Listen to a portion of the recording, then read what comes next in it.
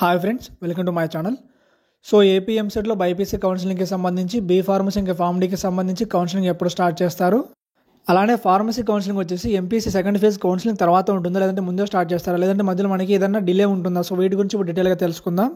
So వీటికంటే ముందు BiPC కౌన్సిలింగ్కి సంబంధించి ప్రతి అప్డేట్ కూడా రెగ్యులర్గా మన ఛానల్లో పోస్ట్ చేస్తూ ఉంటాను. సో కాబట్టి సబ్స్క్రైబ్ చేసుకోవడం మాత్రం మర్చిపోకండి. ఇంకా డీటెయిల్స్లోకి వెళ్తే మనకి బైపీసీ వాళ్ళకి సంబంధించి ఫార్మసీ ఇంకా ఫార్మ్ డీ కౌన్సిలింగ్ వచ్చేసి ఎంపీసీ సెకండ్ ఫేజ్ కౌన్సిలింగ్ తర్వాత ఉంటుందన్నమాట. ఎవ్రీ ఇయర్ కూడా ఫార్మసీ కౌన్సిలింగ్ వచ్చేసి ఎంపీసీ వాళ్ళకి సంబంధించి ఫస్ట్ ఫేజ్ ఇంకా సెకండ్ ఫేజ్ కౌన్సిలింగ్ కంప్లీట్ చేసిన తర్వాత స్టార్ట్ చేస్తున్నారనమాట.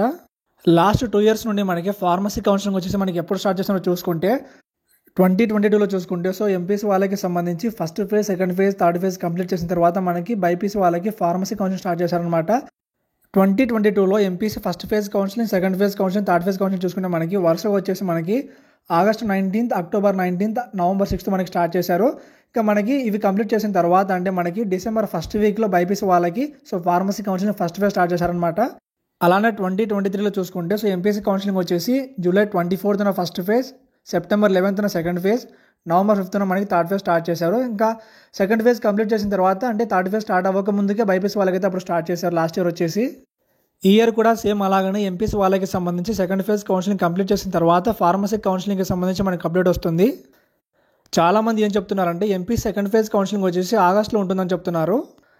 ఒకవేళ ఆగస్ట్లో MP second phase counselling complete చేస్తే మనకి సెప్టెంబర్లో మనకి బీ ఫార్మసీ ఇంకా ఫార్మ్ డీకి సంబంధించి అప్డేట్ రావచ్చు.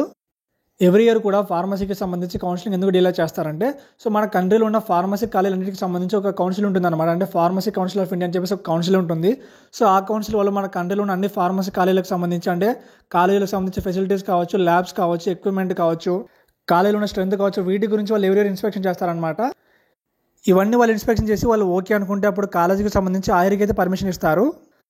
Present pharmacy council of India వాళ్ళు మన కంట్రీలో ఉన్న అన్ని ఫార్మసీ కాలేజీలకు సంబంధించి ఇన్స్పెక్షన్ చేస్తున్నారనమాట. వన్స్ ఆ ఇన్స్పెక్షన్ కంప్లీట్ చేస్తే మనకి ఫార్మసీ కౌన్సిలింగ్కి సంబంధించి అప్డేట్ ఇంకా ఫాస్ట్గా రావచ్చు. ప్రతి సంవత్సరం మనకి ఫార్మసీ కౌన్సిలింగ్ అనేది మనకి లేట్ అవడానికి మెయిన్ కారణం వచ్చేసి మన ఫార్మసీ కాలేజీలకు సంబంధించి ఈ అప్రూవల్స్ ఇంకా ఈ ఇన్స్పెక్షన్ ప్రాసెస్ అనమాట. ఈ ప్రాసెస్ అనేది మనకి ఫాస్ట్గా కంప్లీట్ చేస్తే మనకి ఆటోమేటిక్గా ఫార్మసీ కౌన్సిలింగ్ ఇంకా ఫాస్ట్గా అయితే మనకి స్టార్ట్ చేస్తారు. ఇది ఫ్రెండ్స్ ఏపీ ఎంసెట్లో బైపీసీ కౌన్సిలింగ్లో మనకి బీ ఫార్మసీ ఇంకా ఫార్మ్ డీకి సంబంధించి అప్డేట్ అనమాట. ఒకవేళ కౌన్సిలింగ్కి సంబంధించి ఏ చిన్న ఇన్ఫర్మేషన్ వచ్చినా మీకు వెంటనే అప్డేట్ చేస్తాను. ఫార్మసీకి సంబంధించి మీకు ఏమైనా డౌట్స్ ఉంటే కింద కామెంట్ చేయండి, లేదంటే నాకు ఇన్స్టాగ్రామ్లో మెసేజ్ చేయండి. ఇంకా మీకు వీడియో నచ్చితే లైక్ చేసి, షేర్ చేసి, సబ్స్క్రైబ్ చేయండి. Thank you.